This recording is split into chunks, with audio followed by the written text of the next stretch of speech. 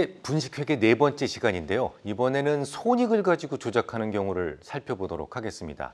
미국 기업은 라이퍼 리퀴데이션을 통해서 이익을 부풀릴 수 있다라고 말씀을 드렸는데 우리와 관련 없으니까 이건 패스하도록 하고요. 그 외에 정상적인 이익이 아닌데 이익으로 잡는 경우가 있습니다. 예를 들어 설명해 드리죠. 영업이익으로 잡을 수 있는 이익이라면 당연히 정상적인 영업활동을 통해서 발생된 이익만이 잡힐 수가 있어요. 자동차 부품을 만드는 회사의 주된 업무는 자동차 부품을 만들어서 매출을 올리고 이익을 추구하는 일이 되겠죠.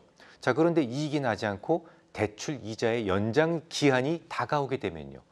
그래서 장부에 마사지할 필요가 생겼다면요. 부동산 매각 이익을 영업이익으로 잡고 생존을 모색할 수 있습니다.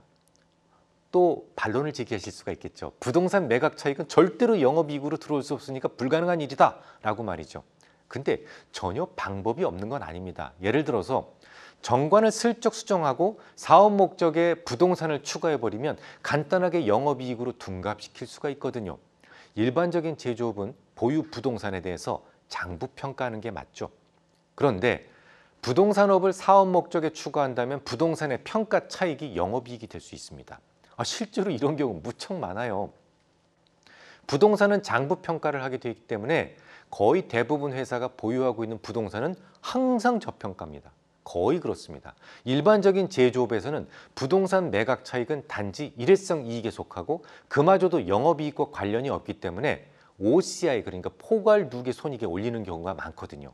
그런데 원래는 제조업이었다고 하더라도 부동산 사업을 슬쩍 사업 목적에 추가함으로써 앞으로 부동산으로부터 나오는 이익을 영업이익이라고 볼 수 있다고 주장한다면 이거 딱히 아니라고 할 수도 없는 입장 아니겠습니까? 공시를 통해서 부동산이라는 항목이 영업 목적에 추가되었다면 반드시 이렇게 좀 의심을 해야 된단 말이죠. 이 부분에 대해서도 이미 예를 들었기 때문에 따로 샘플은 볼 필요가 없겠습니다. 감가상각에서도 부정행위가 자주 눈에 띄는데요. 주석상의 감가상각의 방법이 최근에 바뀌었다면 그 회사도 조금 유심히 의심을 해볼 필요가 있습니다. 내구 연한을 크게 늘어뜨리고 잔존 가치를 크게 하거나 혹은 감가상각 비율을 작게 해서 비용을 줄일 수가 있거든요. 이익의 결손이 너무 커서 조정이 필요하다면 얼마든지 해볼 수 있는 시도입니다. 아니, 회사의 목숨이 경각에 달려 있다면 무슨 짓이든 못하겠습니까? 일단 회계적으로 안전해 보이도록 해놓은 다음에 요 감사 기간만 쫙 넘기고 보자는 회사가 의외로 많아요. 역시 예를 충분히 들어드렸으니까 샘플 제시는 하지 않도록 하겠습니다. 재고에 대한 부분도 얼마든지 조작이 나올 수 있다는 것은 굳이 설명드릴 필요도 없죠. 지금까지는 실제로 회사에 존재하지 않았던 그런 재고를 마치 있는 것처럼 부풀리는 방법을 주로 거론해 드렸었는데요. 이런 행위는 명백하게 분식회계입니다. 하지만 굳이 분식을 하지 않고도 적법한 방법으로 재고를 조작할 수 있어요. 예를 들어보죠. 반도체 시장 가격은 무척 가변적이죠. 그리고 시간이 가면 갈수록 가격이 계속해서 하락하는 특성을 갖습니다. 일정한 기간이 지나면 가격 하락에 대한 부분을 상각하게 되어 있는데요. 요번에 이익이 좀 부족해요. 그러면 상각을 하지 않는 방법으로 재고자산의 절대치를 간단하게 늘릴 수 있습니다. 상각을 하고 말고는 분명 누구의 몫이에요? CEO의 판단이고 CEO가 지금 재고를 털면 그 정도의 돈을 받을 수 있다는데 누가 뭘 할 사람 없어요. 재고 가치를 부풀리는 방법만으로도 합법적인 조작이 나올 수 있단 말이죠. 캐피탈라이징 역시 비용의 발생을 스무딩 시킬 수 있는 방법 중에 하나입니다. 어떤 비용이 발생했을 때 그것을 비용으로 산정하지 않고 그냥 내 자산으로 자산화 시켜버리는 거예요. 이후에 천천히 감가상각으로 까나간다면 얼마든지 비용을 이연시킬 수 있습니다. 비용에 대해 자본화를 할 것인지 말 것인지에 대해서도 당연히 누구의 몫이에요? CEO의 판단이 우선이기 때문에 누가 뭘 할 수가 없습니다. 하지만 지금까지의 예는 아주 순진한 예에 속하고 회계적으로 좀 더 고단수라면 요 내용 연수만 길게 뽑아놓고 나중에 감모선실로 털어버리는 방법을 주로 활용을 합니다. 조금 더 쉽게 설명을 해드려볼까요? 만약에 어떤 회사가 적정 내용 연수가 10년짜리 100억 원짜리 설비를 가지고 있다고 가정해 보겠습니다.